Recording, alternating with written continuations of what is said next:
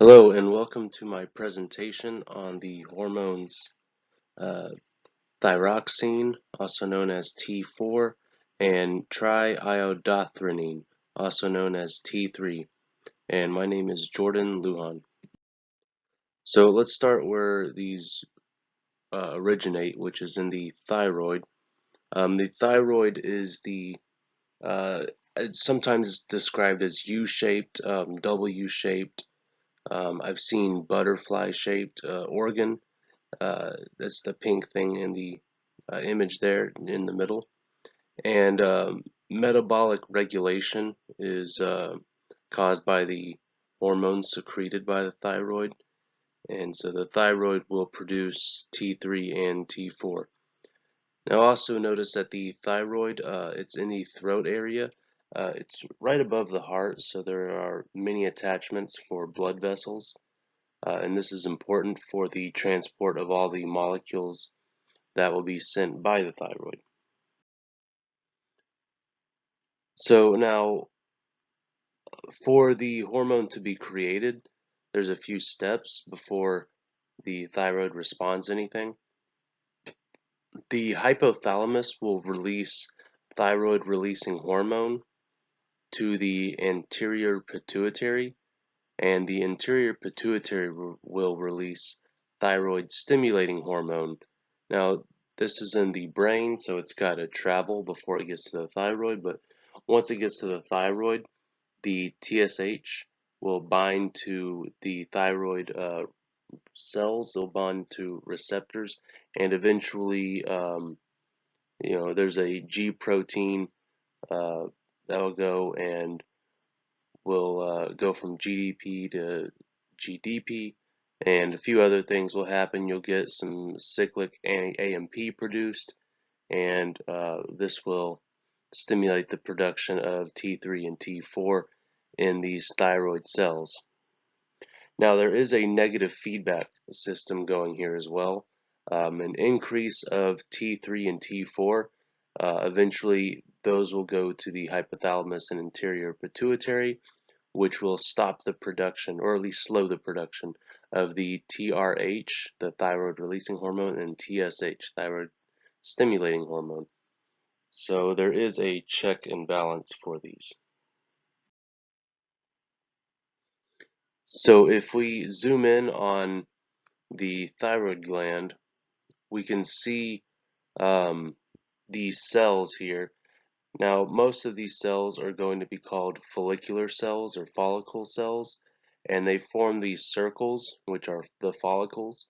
And in between the follicles, you have a few parafollicular cells, and you also have some capillaries, some blood vessels with red blood cells to transport some of the products. Now, also in the circles, in the follicles, you will see this region called the colloid, and we will come back to that later when we talk about how the hormones are produced. In the bloodstream, you have sodium, potassium, and iodide ions. So, iodine is the known element. Iodide is the ionic form of this. And iodide gets pumped in through the sodium iodide symporter, um, and another pump will go and exchange sodium and potassium between the bloodstream as well, so that there's not an irregular amount of sodium or potassium in the follicle cells. So once the TSH gets down and starts producing the proper mechanisms, you will have the endoplasmic reticulum in follicle cells produce something called thyroglobulin. And thyroglobulin has a lot of tyrosine molecules to it. So this large protein has all these tyrosines, and the tyrosines um, are able to attach to the iodine, which we'll get to in a moment. But the thyroglobulin will go into the colloid region of the follicles, and that is where we will start to see some of the bonding. So iodide ions will be able to be oxidized by a peroxidase protein into uh, the iodine form that can attach to tyrosine. So let's continue on. Now, if an iodine molecule bonds to a tyrosine, then you get something called monoiodityrosine, or MIT. And if you get two iodine molecules bonding to one tyrosine in the thyroglobulin protein, then you will get diiodotyrosine, or DIT. Now, for each of these tyrosines, you can get one MIT and one DIT, or you can get two DITs that will form ester bonds with each other's. And if you have the MIT and DIT, so that's a monoiodine and a diiodine bond, then you end up with three iodines in total on your tyrosine molecule, and this will create triiodothyronine, also known as T3. And then if you have two DITs bind together through ester bonds, you'll have a total of four iodines, and this will create thyroxine, or T4. Now, of course, these are still attached to the thyroglobulin, but the thyroglobulin will go from the colloid region back into the follicle cells, and then lysosomes can break down the thyroglobulin protein, and you will have these functional units of the T3 and T4 that will be able to go into the bloodstream.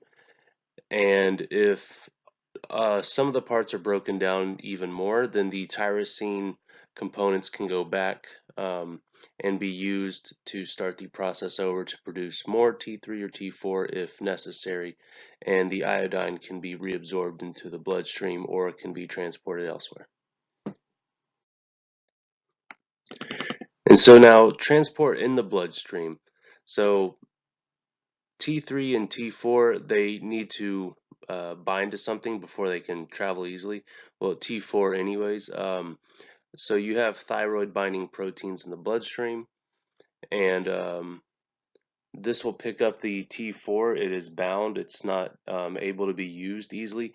T3 can be free, and it can easily enter cells, target cells such as the heart or muscles, wherever it needs to go.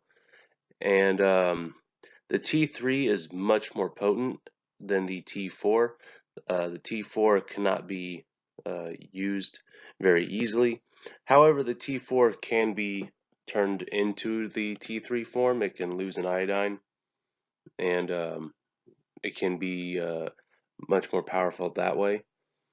So a transporter protein is sometimes necessary because of the iodine groups, the iodide groups. So next, in target cells, T3 can cause a response in the nucleus. So the nucleus of whichever target cell it's trying to reach can bind to the thyroid hormone receptor and the retinoid X receptor. And these proteins will bind to DNA, they will promote the transcription of genes, basically. You will start getting mRNA codes produced, and other proteins can be made. So this can increase the metabolic rate in target tissues.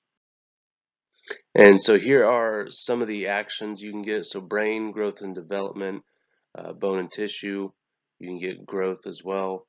In the liver, you can get increased gluconeogenesis, and adipose tissue, you can get lipolysis, all sorts of things like that. And now, if you have a condition called goiter, this is having a goiter is an enlarged thyroid, and many sources say it's caused by a lack of iodine in the diet. And this is something that happens in most of the world, does not have the appropriate amount of iodine in their diet. And this is actually one of the justifications for why we have iodized salt in our diet in the United States. Um, when you go to stores and you buy packs of salt, when you buy those, it's usually iodized salt, and that is supposed to keep the thyroid healthy. If you do have a goiter or other forms of hyperthyroidism, some of the symptoms are irregular heart rate, difficulty breathing, which could be understandable since the thyroid is in the throat region, and temperature intolerances, and other things of the sort. So, thank you for watching my presentation. Here are my sources, and that is all.